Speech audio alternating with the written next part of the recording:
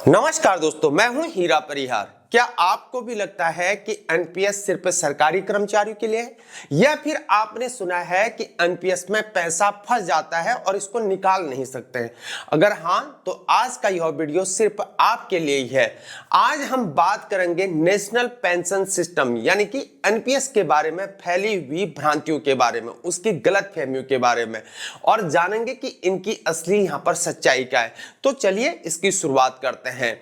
पहली और सबसे बड़ी गलतफहमी को समझते हैं कि एनपीएस सिर्फ सरकारी कर्मचारियों के लिए ही है, जबकि असलियत क्या है यह बिल्कुल गलत है। यह पुरानी सोच है। जी हां मेरे दोस्तों, 2004 में एनपीएस को केंद्र सरकार के नए कर्मचारियों के लिए यहां पर कंपलसरी किया गया था, लेकिन 2009 से यह सभी भारतीय नागरिकों के लिए खोल दिया गया था। आज 18 से 70 साल का कोई भी भारतीय नागरिक एनपीएस के खाते को खोल सकता है, चाहे वह प्राइवेट सेक्टर में काम करता हो या सेल्फ एम्प्लॉयड हो या वहां पर गवर्नमेंट एम्प्लॉय हो। दूसरी गलतफहमी, एनपीएस में भी पुरानी पेंशन स्कीम की तरह यहां पर फिक्स्ड पेंशन मिला करती है। सच्चाई यह है कि एनपीएस एक मार्क्ड लिंक्ड स्कीम है, यानी कि डिफाइंड बेनिफिट स्कीम नहीं। और ओल्ड पेंशन स्कीम में आपको आखिरी सैलरी का यहां पर 50% गारंटीड पेंशन मिला करता था, लेकिन एनपीएस में आपकी पेंशन आपके योगदान और मार्केट के रिटर्न पर डिपेंड करती है। रिटायरमेंट के समय आप अपने कॉर्पस से एन्युटी खरीदते हैं जो आपको रेगुलर पेंशन देती है, और यह अमाउंट यहां पर फिक्स्ड नहीं होता है। और एक गलतफहमी तीसरी यह है कि एनपीएस में रिटर्न बहुत खराब मिला करता है, जबकि हकीकत यह है कि एनपीएस में आपका पैसा अलग अलग जगह इन्वेस्ट किया जाता है। इक्विटी में किया जाता है, कॉर्पोरेट बॉन्ड्स में किया जाता है, गवर्नमेंट सिक्योरिटीज में किया जाता है, और यहां पर अल्टरनेटिव इन्वेस्टमेंट फंड्स में भी किया जाता है। खासकर इक्विटी कंपोनेंट 50 साल से कम उम्र वालों के लिए 75% तक में लॉन्ग टर्म में अच्छी ग्रोथ की संभावना पॉसिबिलिटी दिखाई देती है। 15 साल या उससे ज्यादा के लिए एनपीएस में कई सब्सक्राइबर्स को इन्फ्लेशन से ज्यादा कॉम्पिटिटिव रिटर्न्स दिए गए हैं। जी हां, यह यहां पर एक मार्क्ड लिंक्ड है, तो उतार चढ़ाव होना यहां पर लाजमी होता है, लेकिन लंबी अवधि में यह अच्छा परफॉर्म करता हुआ दिखाई देता है। चौथी गलतफहमी यहां पर यह कि रिटायरमेंट से पहले 1 रुपया भी यहां पर नहीं निकाल सकते, जबकि असली बात यह है कि आप पार्शियल विड्रॉल को कर सकते हैं। 3 साल स्कीम में रहने के बाद आप अपने कंट्रीब्यूशन का 25% तक निकाल सकते हैं। वो निकाल सकते हैं बच्चों की शादी के लिए, निकाल सकते हैं हायर एजुकेशन के लिए, घर खरीदने के लिए, या गंभीर बीमारी के इलाज के लिए। और इसके अलावा 60 इयर्स की उम्र में कम से कम 40% से एन्युटी लेनी होती है, और बाकी 60% तक यहां पर एकमुश्त यहां पर टैक्स फ्री निकाल सकते हैं। पांचवी गलतफहमी है कि पूरे पेंशन कॉर्पस पर विड्रॉल के समय टैक्स लगा करता है, जबकि सच यह है कि एनपीएस का टैक्स ट्रीटमेंट बहुत ही बेनिफिशियल होता है। 60 साल की उम्र में 60% तक कॉर्पस एकमुश्त बिल्कुल टैक्स फ्री निकाल सकते हैं, बाकी कम से कम 40% से एन्युटी खरीदनी होती है। एन्युटी से मिलने वाली इनकम पर आपके टैक्स स्लैब के अकॉर्डिंग यहां पर टैक्स लगेगा। 10 साल बाद प्रीमेच्योर एग्जिट पर 20% तक टैक्स फ्री निकाल सकते हैं, बाकी 80% से एन्युटी लेनी होगी।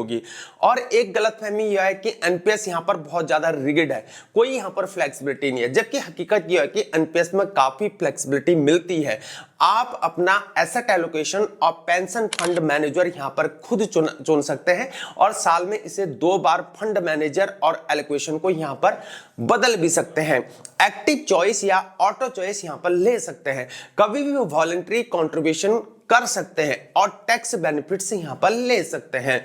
और एक गलतफहमी यह है कि एन्युटी लेने में कॉर्पस चला जाता है और यह बहुत ज्यादा बुरा डील है, जबकि असलियत यह है कि यह एन्युटी की यहां पर गलत समझ दिखती है। एन्युटी एक यहां पर इंश्योरेंस का प्रोडक्ट है जो आपको जीवन भर यहां पर गारंटीड रेगुलर इनकम दिया करती है, और यह आपके कॉर्पस को आपको वापस देती है, और एसटीडी पेंशन के रूप में देती है। यह लॉन्गेविटी रिस्क से एक यहां पर सिक्योरिटी है। भले ही यहां पर रिटर्न्स कम दिखे, लेकिन इसकी असली वैल्यू यहां पर लाइफ लॉन्ग सेटेलिटी और इनकम में है। आप अलग अलग प्रोवाइडर से विभिन्न टाइप्स की यहां पर एन्युटी को चुन सकते हैं। एक और गलतफहमी है कि एनपीएस और यहां पर एपी एक ही चीज है। सच्चाई यह है कि दोनों अलग अलग स्कीम है। एनपीएस सभी नागरिकों के लिए है, flexible contributions, marked linked returns है, और एपीवाई जो है मुख्य रूप से यहां पर असंगठित क्षेत्र के लिए होता है, सरकारी योगदान के साथ फिक्स्ड और गारंटीड पेंशन अमाउंट। मेरे दोस्तों, अपने रिटायरमेंट प्लानिंग के लिए एनपीएस ट्रस्ट ने एक कैलकुलेटर को भी जारी किया है, और इसमें आप अपनी सेक्टर को चुन सकते हैं, स्कीम को चुन सकते हैं, date of birth, monthly contribution, retirement और एज को डाल सकते हैं, एन्युटी रेशियो को तय कर सकते हैं और कैलकुलेट कर सकते हैं।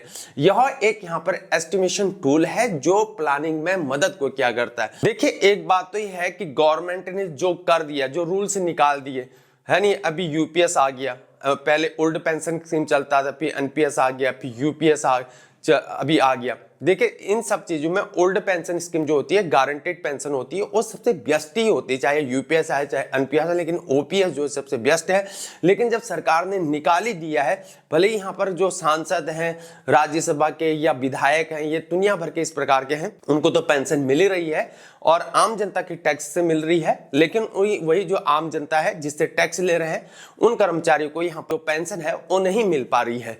तो ये चीजें भी बहुत जानना जरूरी है। बाकी जो है डिसीजन आपका है। मेरे दोस्तों, यह थी एनपीएस के बारे में जो बड़ी गलतफहमियां हमेशा पनपती रहती हैं और उनकी असली सच्चाई के बारे में हमने बताया।